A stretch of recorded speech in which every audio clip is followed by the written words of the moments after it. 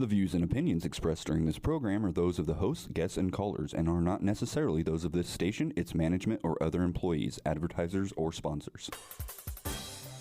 Good morning. It is Wednesday, July 2nd. I'm Michelle Dials, and you're listening to Talk of the Town on 1230 WSAL. Joining me this morning from Logansport Memorial Hospital, Vicki Bird is here. Good morning. Good morning. How are you, Michelle? I'm doing well.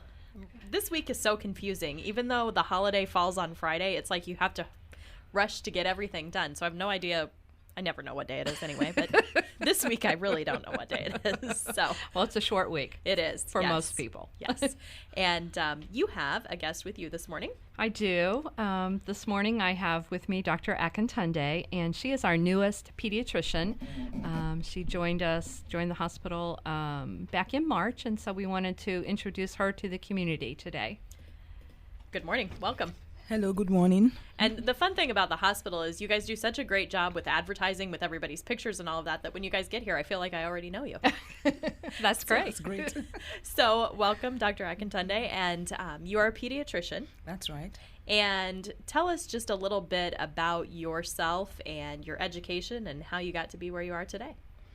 Well, I'm sure from the name you know that I'm not from this area. I'm Nigerian by birth. I've been in this country for about 15 years.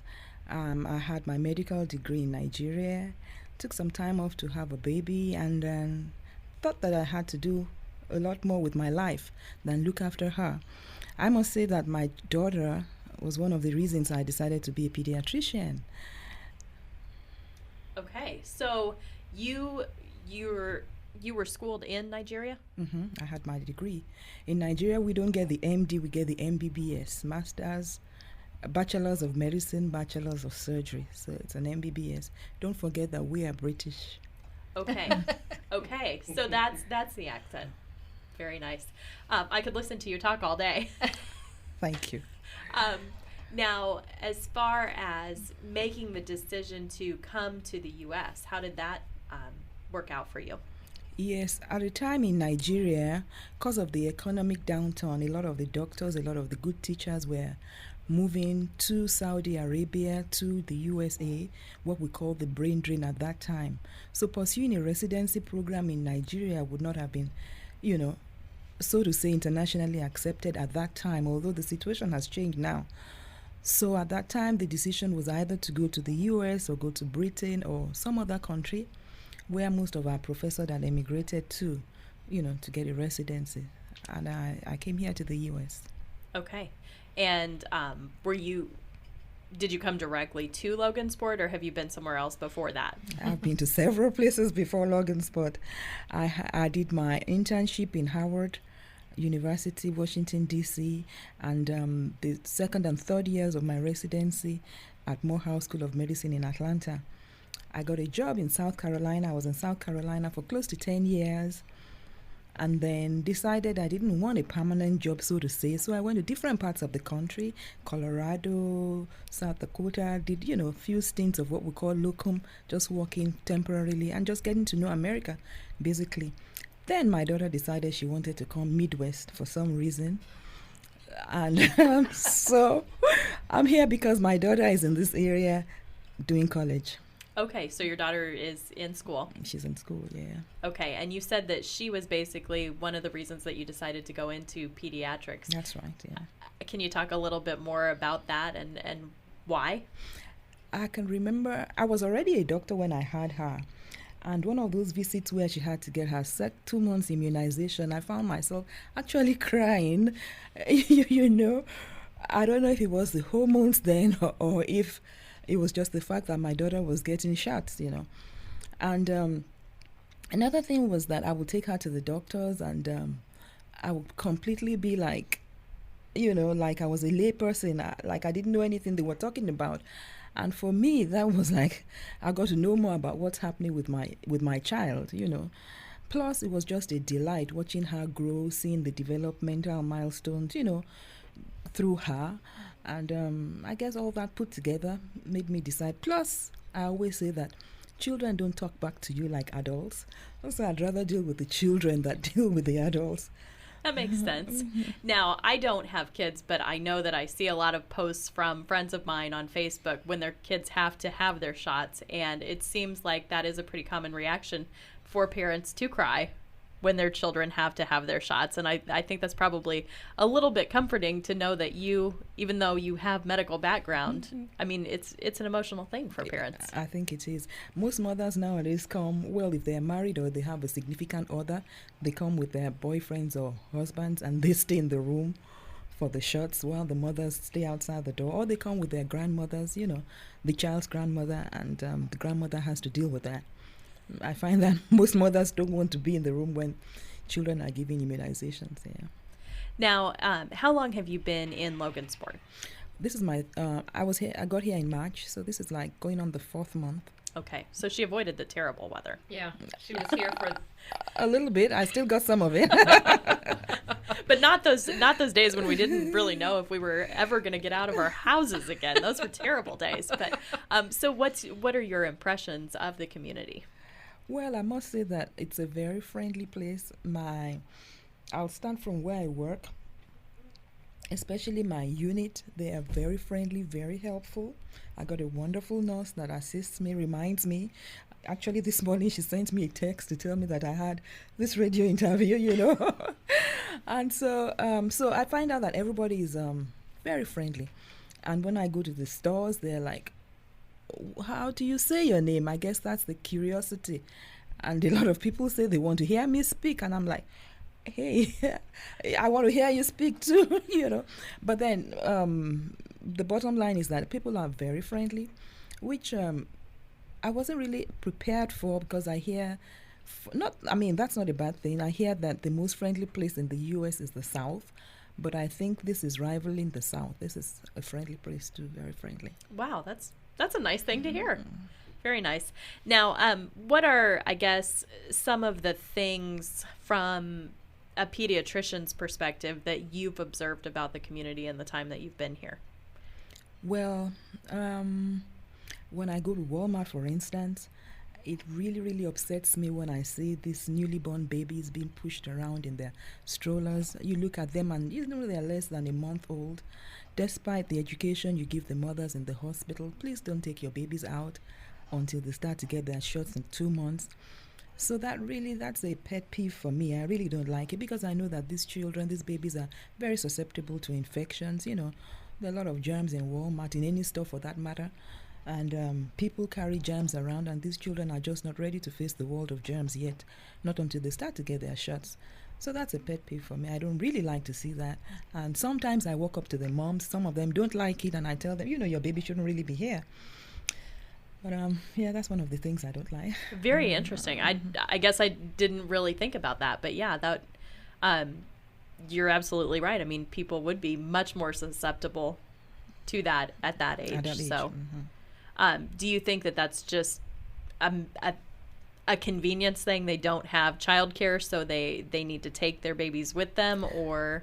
I think so too. That must be part of it. Yes, it's either that or they really enjoy shopping. But that could be too. But then I'm like, hey, before you knew for 9 months you were going to have a baby, you could have stocked up your house with groceries, right? You could have had people to help you out. I mean, most people, I'm sure that everybody has somebody that can help them. That's not to say that there are no single parents. I know that there are. And that's probably difficult. But then... So you see patients from birth up to age 18? Thereabout, or just before they go to college. Okay. I guess as children get older, then what are some of the main concerns that you see with the various age groups? Well, we know all over the country a big concern is obesity. The children are getting larger. That's a concern. Plus, of course, there's the defiance in the teenagers. And we have to deal with smoking. We have to deal with drugs as they're entering their teenage years and late teenage years, But I know that between the age of, between when they're born and when they're about 5, they're really very cute. A lot of, and it's just amazing to hear what they say. They say the nicest things, Now, you said you were educated in Nigeria, but you didn't really practice medicine there. I did for a few years, but not Okay. as a pediatrician. I practiced medicine as a general practitioner, so to say. You know.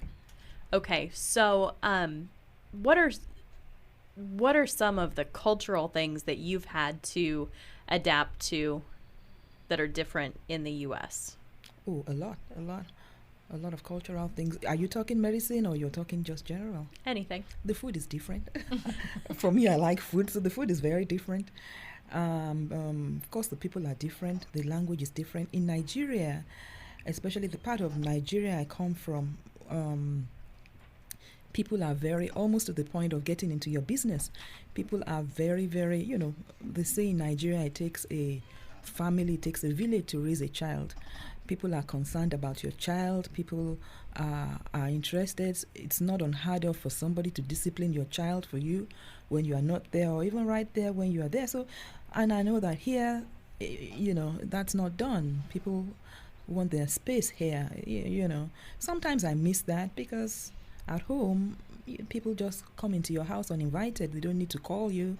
They don't need to send you a text that they're on no, they just could knock on your door and everybody's welcome and you share whatever you got with them. So that's different here. Very interesting. With the holiday weekend coming up, I know that I've gotten a lot of press releases from various organizations about safety and particularly fireworks, but also water safety. Is there anything that you can speak to on that side of things for children's safety throughout the summer, but especially with the holiday weekend coming up? With the holiday weekend, I'll say parents should be careful in the way they allow their children to handle the fireworks. We all know fireworks are dangerous, and little kids they have no business, touching them. So please read the instruction of whatever firework you are, you're going to light up or you're going to be playing with, and be careful with the children. Have them be at a safe distance from the fireworks, And of course, those that will be going swimming, a life jacket is a very important aspect of it. And don't let your child out of your sight. Generally, for the summer and even other times of the month, I'd like to encourage children in particular and everybody to use the sunscreen. People tell me that I've had it from a lot of my patients that they don't burn. So why do they need the sunscreen? It's not a matter of you getting sunburnt. It's a matter of you protecting yourself from skin cancer in the future years. All right. Now, Vicki, I know you have the Find a Doc service on the hospital's website, but how do the pediatrics offices work? Well, the pediatric offices, they'll always take new patients. A lot of patients that have their babies here end up with one of our 4 pediatricians as their care provider for their infant, but they can call the Find a Doc number, or they can call directly to the pediatric office, which is 753-4151, to schedule an appointment. The other thing that we have available with Dr. Akintunde is that our Peru clinic, which we opened in February, I believe, she goes there one day a week, and so she's accepting patients. Tuesdays. Yeah, on Tuesdays, accepting patients at our Peru clinic as well. So, if someone in, that part of the area, Peru, or even, Eastern Cass County, and it's easier to get to Peru to see a doctor, they can call and schedule an appointment over there as well. And what are the recommendations for children as to how often they should see a physician? Well, every child should have, when they are born, they should be seen the first week of life, maximum the first 2 weeks of life. Then you want to see them at 2 months for their shots, 4 months, 6 months, and then gradually that lengthens out. You want to see them by 9 months, 1 year.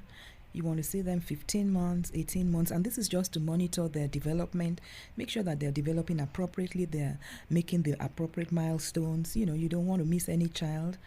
And after that, you can have yearly visits on a child is welcome to the doctor's office anytime they're sick.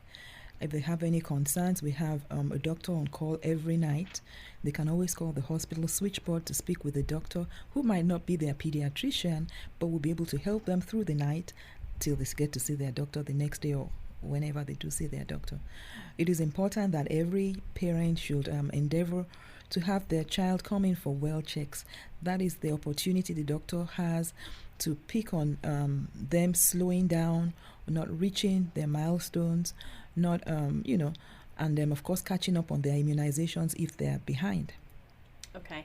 What about illnesses or that sort of thing? Because I see a lot of new parents who tend to kind of freak out and think, okay, I've got to take them to the emergency room because they have a cough or they've been sneezing or that sort of thing.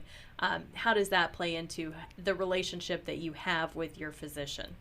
Well, if they call we encourage all parents to call the office first. We have a triage nurse who decides if it's emergent. In that case, we walk them in right away. We give them priority over patients already waiting if it's an emergency. Otherwise, we kind of schedule an appointment for them at the earliest time to see their doctor. We try to discourage visits, unnecessary visits to the emergency room. First, it's a burden to the society, financial burden. And secondly, they really do not need to be seen in the emergency room if they have their pediatrician, if they have a doctor. So we encourage parents to have a relationship with their physician, with their pediatrician. Call the office if they're in doubt, and especially for the newer mothers, they really don't know. They're new at this game, and that's okay. That's why we have them call the office, and we can reassure them and tell them when to come in if they have to. Okay. As we wrap up this morning, any final thoughts that you'd like to share with our listeners? Anything we haven't discussed yet that you'd like to make sure people are aware of? Well, I think I told you about the sunscreening. That's important. And just stay healthy, stay well, be safe, drive safe. Always use your seatbelt. Always have your child in your car seat. That's very important. And especially in the summer months and any time at all, please do not leave your child alone in a locked car. Thank you very much. Thank you very much for coming in today, Dr. Akintunde. And Vicki, I know that it's kind of a slower season for you guys as far as big events, but the usual things are going on, the diabetes basics classes. I think there's a blood drive coming up, that sort of thing. And I would imagine that's all available via your website. It is on the website. Yep. All right. Anything else that you want to add today before we wrap up? I think that's it. All right. It'll be the first Wednesday in August before we know it. So we'll talk to you again soon. Okay. Thank you. All right. Thank you both. That'll do it for this half of Talk of the Town. We'll be back with more.